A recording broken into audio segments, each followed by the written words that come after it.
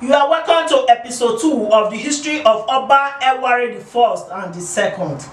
This episode focuses on the proclamations of Oba Ewuare I, who ruled the Benin Kingdom in the 1400s. During his regime as the Oba of Benin, the great Benin Kingdom experienced the tragic death of his two sons. In order to mourn the death of his two princes, he made some proclamations that restricted the Benin people from having sexual intercourse with their spouses for 3 years and also eating cooked food in the kingdom. However, these proclamations led to the depopulation of the Benin people. Those who were not able to resist the complexity of the proclamations moved out of the kingdom far away from the reach of the Oba. You are watching the history of Oba Ewuare I and II. Yes, Oba Ewuare I. He lost 2 of his sons the same day. He wept so profusely. When he returned, a decree was passed across that in the space of 3 years, every Benin man, woman, boy, girl should mourn the sad loss of his sons. Number 2, in 3 years, nobody should brush his or her teeth. In 3 years, nobody should take his or her bath. In 3 years, no man, no woman, no husband and wife should have any sexual intercourse with a spouse. That is the toughest one. And then, are you called Dolo? You don't, everything must be on the standstill. You don't wash anything. You know, let me put it to us that cost the Benin Kingdom a lesson. It taught us a lesson. The follow-up to that was a resultant migration that led to depopulation. Today in history, the Benin Kingdom is very wealthy, it's very rich, it stands taller than any other empire in the world. But in reality, we have been pushed up to the corner of being called minority tribe in Nigeria when we were supposed to be majority tribe. Oba Ewuare I. Yeah. What makes him the great? The first proclamation he made when he ascended the throne in 1440 was that this place, this nation, because of what that little boy, Edo, the seventh boy of Ogefa, did to save his life, and because of that singular act of that boy, Chief Ogefa and Oba Uwafiokun killed that boy. Not just kill him, they gave him to the dogs to eat. So he needed to pay that boy for that gratitude, for that great thing he did. He was a man who responded to gratitude. So he changed the name of this place from Igodo to Edo. Okay, previously Edo was called Igodo. Igodo, okay. Igodo, Okay. or Ubini. Ubini, that's the name that was given to the nation by Oba Oromia, the first Oba of the second dynasty, of the Oba dynasty. Okay. Because of that, you changed the name of this land to Edo. From Igodo Ubini to Edo. And then the next proclamation was because of the great things Emotan did for him. History tells us that Emotan died few days before the coronation of Oba Ewuare I. And so he proclaimed that the woman will be buried in the very spot where he used to meet her. Oh. And again, he planted a tree, an Ikimi tree, to represent the grave. That tree fell in 1954, and then Oba Akenswa II asked that the Emotan be cast in bronze, which we have till today. Few weeks back, Oba Ewuare II redecorated the Emotan shrine, the Emotan statue.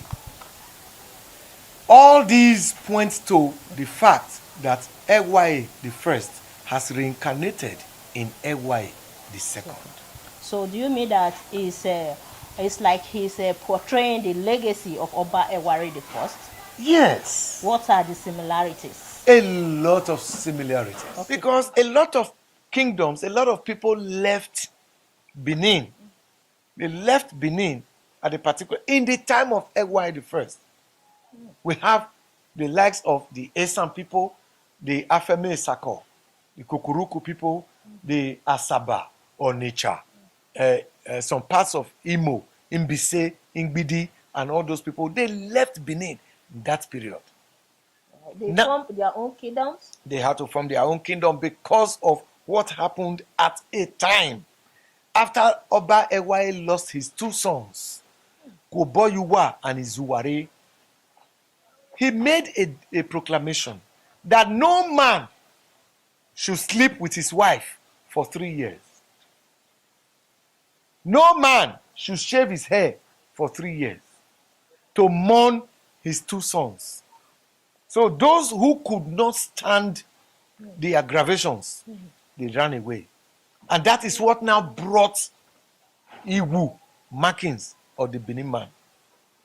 To know those who are read Benin, he now made a proclamation that we'll be having Iwu on our bodies. That's Ewuare Gidigan. Emi here aya gi oba se gbewai. I will gbe mi oba no ye wewai. Oba atokpe.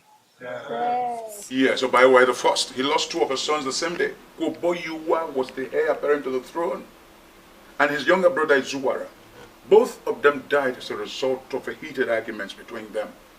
And so at the battlefield, of course. And so the crown prince drank from a cup of poison and died. The other one could not afford to leave. He was subsequently drank from the same cup and died. No one had the gall to break this repulsive news to the Oba. However, the tragedy had to be conveyed in a parable that was expressed by Akayawan. He put it this way: the reign at Ewuare did not get to Uselu. The reign at Uselu did not get to Benin. In Benin parlance, it was a clear suggestion of a tragedy. And through Chief Hammer, he got to know that he had lost two of his sons. He went straight into his Ogwa. And when he got there, his secret chamber, when he got there, he wept so profusely. When he returned, a decree was passed across that in the space of 3 years, every Benin man, woman, boy, girl should mourn the sad loss of his sons. Number two, in 3 years, nobody should brush his or her teeth. In 3 years, nobody should take his or her bath. In 3 years, no man, woman, no husband and wife should have any sexual intercourse with a spouse. That is the toughest one. And then, are you kodolo? Everything must be on the standstill. You don't wash anything. You know, those days, there's this kodolo. You know, our house used to be muddy houses. And then you get some red sand, you put water, add cloth, you know, dip the cloth, the rag inside the mud, and then you begin to paste on the wall. It was a beautiful thing those days. Yes, we used it when I was young. Oh, that. bless you. Yeah. That was ukodolo. Ukodolo. Are you kodolo? That means, in other words, you don't have to do that as a way of mourning. But let me put it to us that cost the Benin Kingdom a lesson. It taught us a lesson. And what happened was, the follow-up to that was a resultant migration that led to depopulation. Today in history, the Benin Kingdom is very wealthy, it's very rich, it stands taller than any other empire in the world. But in reality, we have been pushed up to the corner of being called minority tribes in Nigeria when we were supposed to be majority tribe. But I put it to us today, I was a way of reminder that cost us a lot. Migration came. That was the time, the period Ishan people left. They were Benis. That was the time Esako left. Afema, Auchi people, Urobo people, Agbo people, Onitsha people, and part of the east. They were supposed to be Benis. Because the proclamation was Oh, a they little bit couldn't too keep straight. it. Yes. Too straight for the people. That's right. They couldn't keep it, and so they left. And so they migrated to the present abode. And so that led to depopulation. As a way of putting in checks those that were still on ground, you know what he did? He introduced what they call Ewuare. Tattoo. Was this tattoo drawn? Every man, woman must draw it those days on their faces, down, big one, not the mark that those ones that caused as a result of sicknesses, the little marks. I'm talking about tribal mark. Beneath tribal mark was so bold and clear, so conspicuous, even from the distance you could spot out a Benin person. I remember my grandmothers from my father and my mother's side. Oh. They had this Ewuare on top of the their face, skin. the faces, down the chest, down the tummy. They had all this those days in Benin.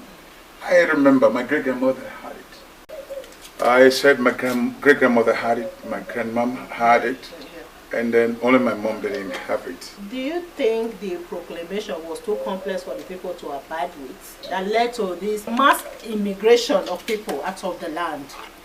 Certainly yes. Not brushing your teeth for 3 years, not taking your bath for 3 years, not having any sexual intercourse for 3 years, and you go to Lord Dolo for 3 years. Everything will have to be static for 3 years. It was burdensome. It was actually, that led to that depopulation. Yes. I'm sure if you and I were there, we would have done the same thing. Yeah. But kudos to those that still remained. Yeah.